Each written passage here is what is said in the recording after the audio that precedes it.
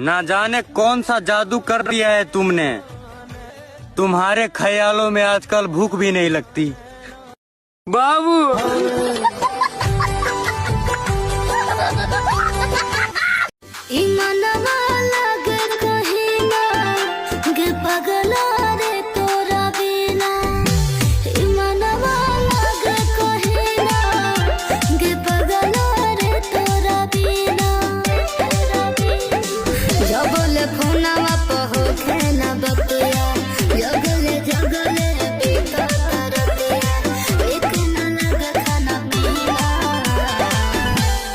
मनवा लागे कहीं ना ए पगली रे तोरा बिना।